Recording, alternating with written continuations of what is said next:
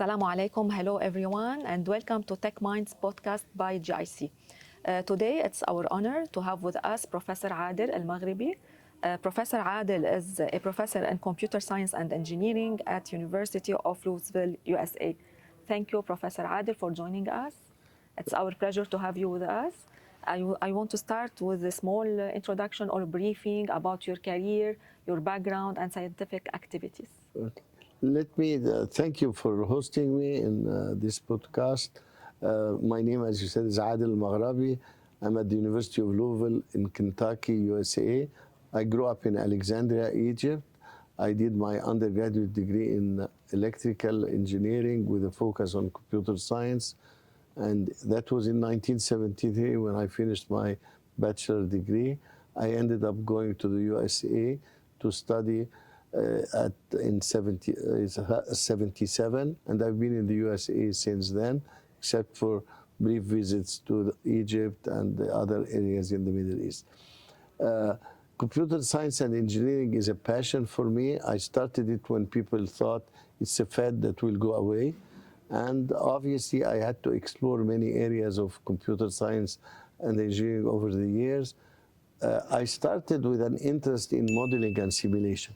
Modeling and simulation was something I really was interested in because it tells me to learn about systems. And when I was a kid, I heard the word systems engineer, and I didn't know what it meant. But now I really realize that looking at a system from an overall approach is a very important aspect that taught me a lot of things. So from your biography, I noticed that you have an academic experience and a research experience. So could you please elaborate more on what specifically you are working on and how AI has a role in your research? Yes, as I started saying, I was interested in modeling systems, and I started with economic systems and manufacturing systems. And then I realized that started looking at AI and interacting with a colleague in the very early 80s, that AI is also about studying systems, which is the human behavior and way of decision-making of humans. So that got me interested, and we started to collaborate and publish on AI in the early 80s. So we're very early in publications in AI.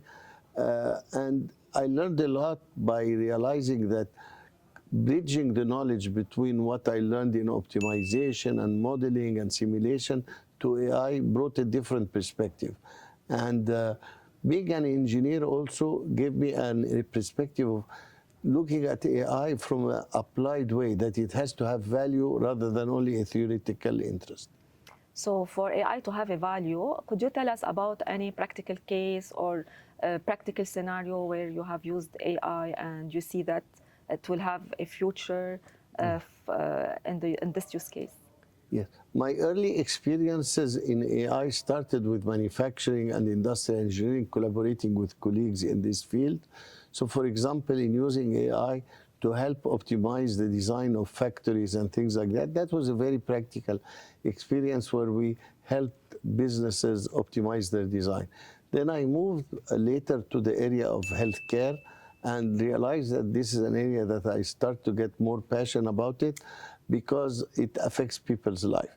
Some of the things we applied and we're working is to predict if patients will return to acute or require more extra care. And we work with that with a healthcare company, and that became really was applied in their day-to-day behavior. We would give them a list of their patients, telling them these patients will need extra care, and give them a reasoning. And giving them a reasoning made it applicable, because the healthcare professionals don't like you to just tell them do that. So are the doctors ready? Are the patients ready for such a decision making by AI? I believe the world is ready because AI had started in its current status to have more attention of everyone. All generations, old and young, are giving it attention. And this is good and bad, because we've seen things when they get too much attention, people accelerate their use, and then they get disappointed. So there are areas that I believe if you develop the AI in a way where it explains why it made these decisions, and not to use a black box decision making where the AI just tells you do that, then acceptability, and people will start to use it more and more and hopefully improve our life. So do you usually tell the students how to use the AI tools? Do you advise them on a specific use of AI Yeah. in order to avoid the bias in AI or any? I really focus so much on understanding the data and understanding the context of how the data was collected and understanding how the people who collected the data, why they collected it. Because we are using now what we call data-centered AI. It's not AI based on our expertise, it's AI based on the data we collected. So we're making the decisions based on the decisions of the past, based on how the data of the past shows us what happened. So to use this, we have to understand it more. So we spend a lot of time understanding the data, why it was collected, if there are errors in the data, or missing values in the data. Maybe I'll add here a point. Sometimes a missing value has a meaning. I'll just tell you, if you ever go to a doctor, they never put on your record your temperature. Why? Because you're not there because you have high temperature. If you have high temperature, they'll write it. So all these non-existent values about temperature have a meaning, that you had a normal temperature. That's just a simple example that everyone can relate to. So it's all about a correct data set from the beginning. Yes, and correct understanding of the data set. Of the data set, yes. Not, because the data set may be correct, but we misinterpret it. Exactly. And if we don't have the intelligence to understand the data and we throw it to the AI to learn from it, the AI will learn based on assumptions that may not be correct. So it goes back to the human intelligence. I am a believer of human intelligence. I always say, if we are not intelligent, how to expect the machines to be intelligent? That's true. What about our students? What do you recommend for our students to read, or like a kind of learning resources for them to enhance their understanding of AI? Okay. Obviously, the students are really even faster than us professors. They are on the internet more time. And my students are all running to attend some of these videos and these lectures by very famous people. In AI, there are several very famous lecturers.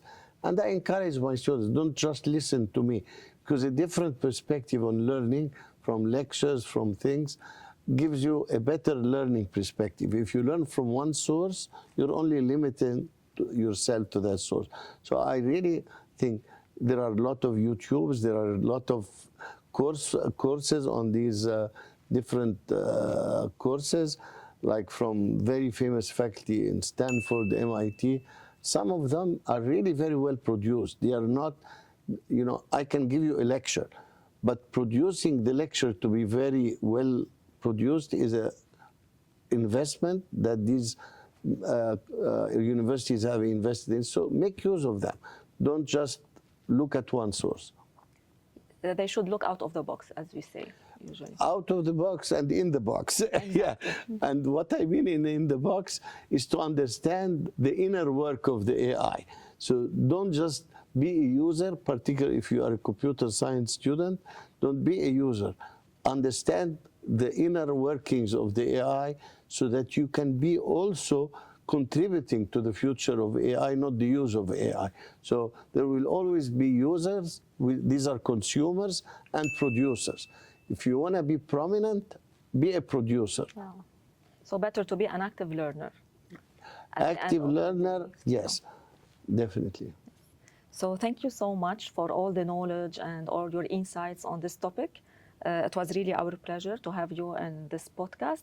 We're looking forward to another episode with you, maybe in the near future, because your knowledge is really important to all of us, to every student seeking this career, and we are really honored to have you with us. Thank you so much. And as a last point, for the students, be patient. Patience is a very important thing in learning. Sometimes you feel as if you're not producing very fast. Doesn't matter. It takes, when you build a skyscraper, you dig under the ground before you go up. So the foundations and the early work will really be very valuable.